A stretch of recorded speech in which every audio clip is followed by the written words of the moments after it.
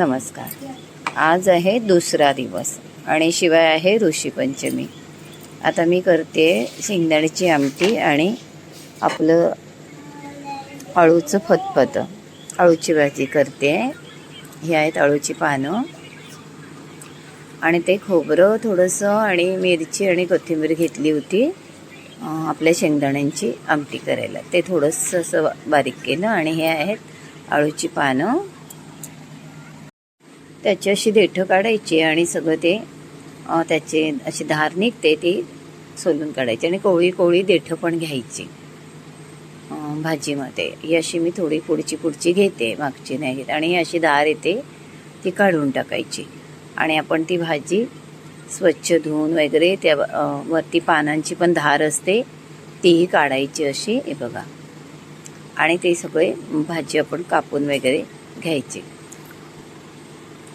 आज आहे ऋषीपंचमी. आता काय आहे, कोणी इतकं पकडत नाही. आता पूर्वी आम्ही एकत्र 20, 25, 30 बायका असायचो, एकत्र करायचो.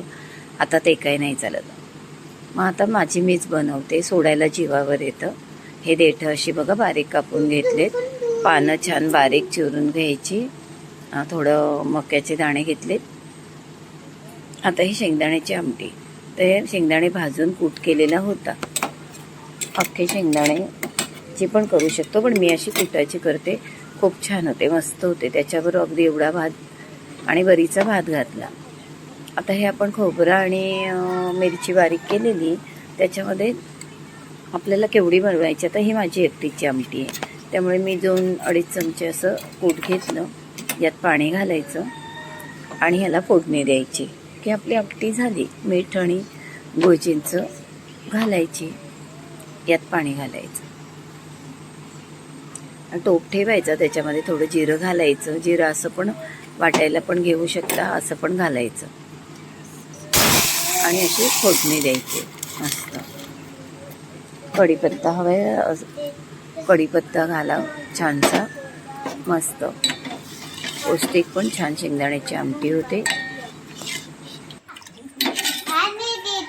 हां, यात थोडी चिंच घाला आणि थोडा गुळाचा तुकडा घाला. मस्त आमटी झाली आपली. आता वरीचा भात झालाय माझा आणि आपण अळूची भाजी करू. शेंगदाण्याची आमटी, वरीचा भात झाला. आता आपण आळूचं भाजीकडे बघूया. आळू हे असं कापून चिंच आणि मका आणि त्याचेही देठं कापून घ्यायचे. हे सगळं एकत्र मिक्सरला लावायचं आणि 4-5 शिट्ट्या करायच्या. बघा, शिट्ट्या झाल्या. हे असं झालंय बारीक. तुम्हाला हवं तर ह्याला फोडणी द्या, नाही तर ह्याच्यात मीठ आणि गुळ, कारण चिंच घातलेली आहे आपण. थोडंसं गुळाचा खडा हवा आहे तर घाला, नाहीतर ह्याच्यात मिरची वगैरे टाकायची उकडायला, जर तुम्हाला फोडणी द्यायची नसेल तर. जर फोडणी द्यायची असेल तर तेलात थोडी मिरची घालायची आणि अशी वरती फोडणी द्यायची. जिरं घालायचं हवं आहे तर आणि मस्त. आणि ह्याच्यातही चिंच तर घातली, आपण गुळाचा खडा घातला तरी चालेल छोटासा. हे मस्त आपली अळूची भाजी झाली उपवासाची. आता सगळं जेवण झालं. आता आरती झाल्यानंतर आपण नैवेद्य दाखवायचा.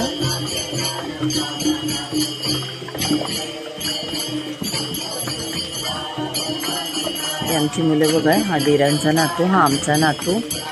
किती आवड आहे बघा. म्हणजे आता पुढची पिढी आमच्यासाठी तयार आहे छानपैकी. आता नैवेद्य शेव केली होती, गोड शेव नैवेद्याला. आणि आता हा छोटासा उंदीर मामा आणलाय बाबूने, तो ठेवतोय देवाच्या पुढ्यात.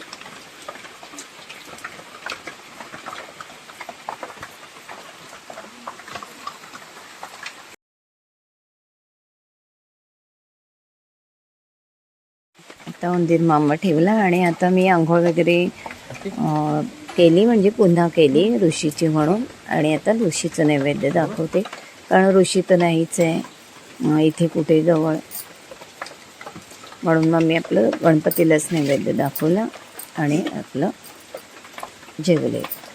हे झालं ऋषीपंचमी, आपला दुसरा दिवस.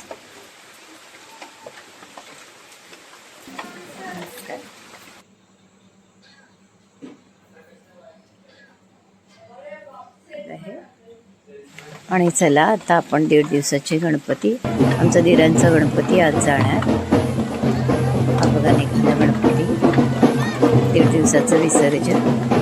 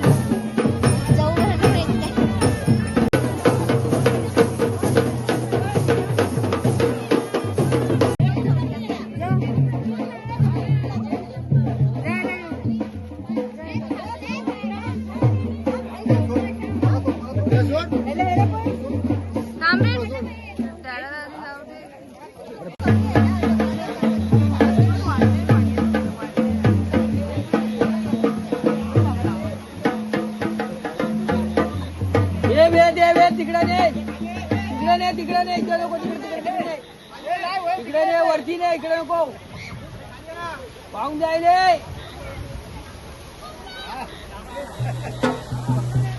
अरे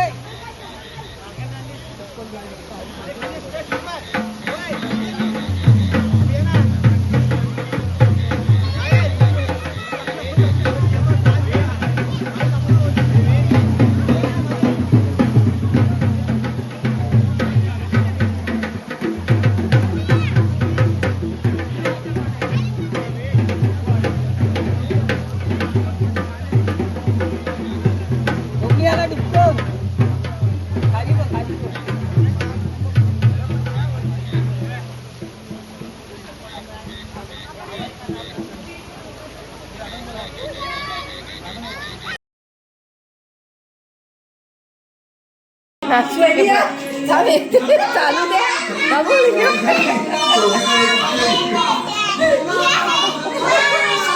हा बघ, हा उगीच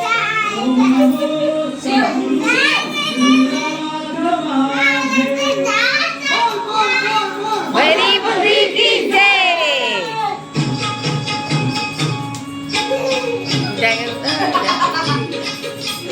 तो कशाला मधी या हे मला पावले शोना नको ना शोना. दर्शन मला दावरे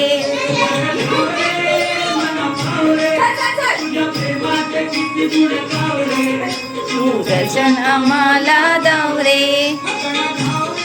मला पावरे. त्यांच्यासारखं नाचायला पाहिजे रे, ती लोक कसे वेगळंच नाचतात.